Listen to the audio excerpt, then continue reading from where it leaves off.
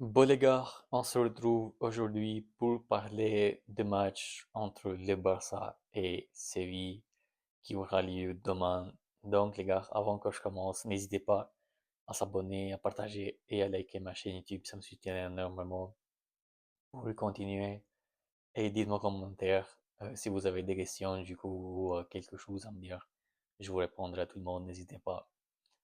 Et maintenant les gars, donc pour parler un peu de ce match, ça va être un match au Camp Nou contre Séville. Franchement, Séville, là, cette saison, ils sont pas au niveau.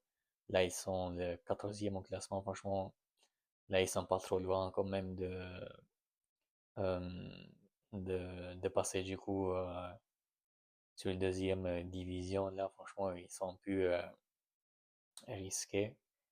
Et là, les gars, faut pas oublier que le dernier match à Séville, ils nous ont mis 4 buts, les gars. C'était une humiliation totale, franchement. Là, là, les gars, c'est le temps de prendre la revanche. Parce que quand même, c'était pas une défaite comme si ils avaient un but d'écart ou deux buts d'écart. C'était trois buts d'écart, les gars. Franchement, Séville, en plus cette saison-là, qu'ils vont pas trop bien. Et ils nous ont mis 4 buts, franchement. C'est un peu honteux, franchement, les gars. J'attends avec l'impatience un peu quand même ce match parce que je veux voir les Barça de prendre la revanche pour le premier match du coup qu'on a fait, qu'on a perdu. Et maintenant, pour parler un peu du Barça, déjà en fait, j'espère, vraiment j'espère que qu'il va faire des rotations quand même sur ce match parce que mercredi du coup c'est le match retour contre Newcastle. Et j'espère que Flick va faire des rotations. Après, en défense, je sais que voilà, on peut pas faire beaucoup de rotations. Après, je vais vous montrer ma compo quand même. Moi, personnellement, je mettrai comment. Mais bon, j'espère que Flick peut faire pareil. Et j'espère du coup, par exemple, les joueurs comme Pedri et Rafinha, Yamal, ils seront pas titulaires pour ce match. Peut-être à la deuxième mi-temps comme remplaçant. Après, ça dépend en fonction du résultat et tout. Après, si le Barça, par exemple, a déjà plié le match à la première temps, je sais pas moi, deux buts d'écart, trois buts d'écart, il y a, y a même pas besoin de le faire rentrer, quoi.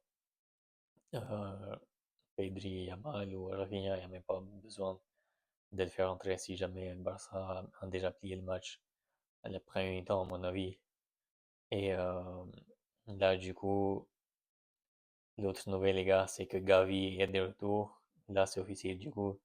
Je pense que demain, il peut jouer quelques minutes. Après, on ne sait pas combien de minutes il peut jouer. Là, j'ai pas encore vu l'interview de Flick ou je sais pas s'il a encore parlé ou pas. Du coup, mais ce qu'on sait, c'est que Gavi, du coup, il sera prêt pour demain. Et franchement, c'est une bonne nouvelle quand même pour le Barça parce que on connaît les qualités de Gavi, les gars. Gavi qui est un joueur du coup quand même important au milieu de terrain. C'est un joueur, les gars, il n'y a même pas besoin que je parle. C'est un joueur qui se donne en fond, un joueur combatif, très combatif. On sait Gavi, il fait des trucs, il fait des trucs de fou.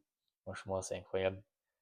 Mais bon, après, j'attends pas que Gavi soit au top niveau là, parce que il vient de blessure quand même. Et je pense qu'il va se méfier un peu au début parce qu'il faut qu'il retrouve du coup un peu le rythme, genre petit à petit.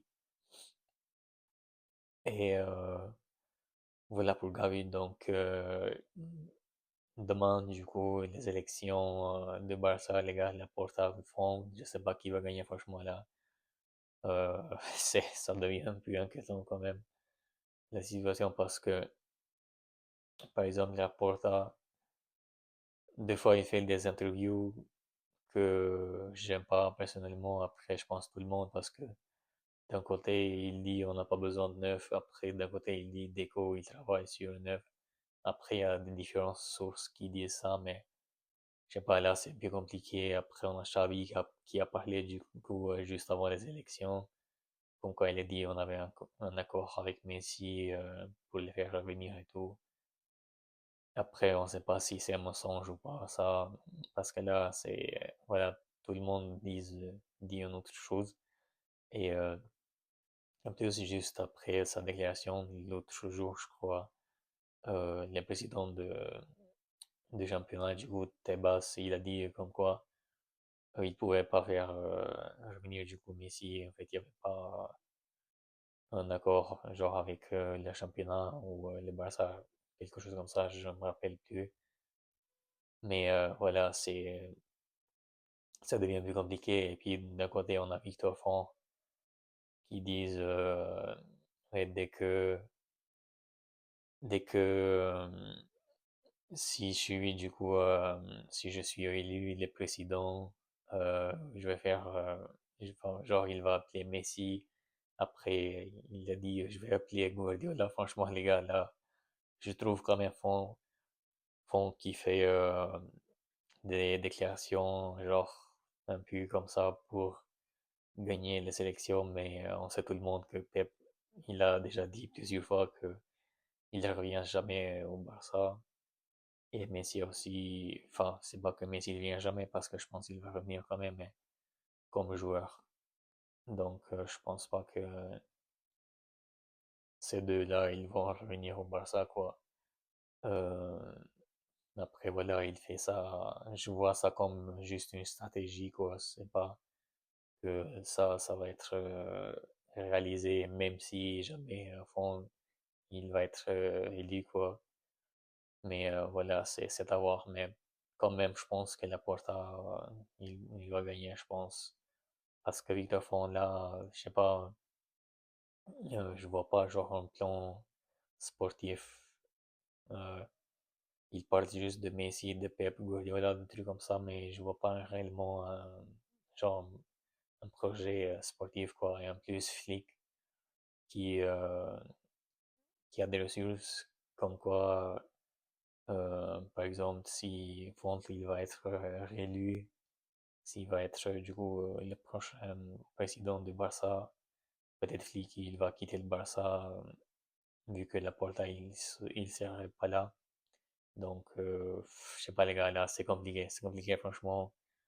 Mais moi je sais plus quoi dire. Mais de toute façon nous les supporters ce qu'on a vu c'est déjà c'est d'avoir signé quand même quelques des bons joueurs parce qu'on a besoin surtout en défense et en attaque en numéro 9 quoi.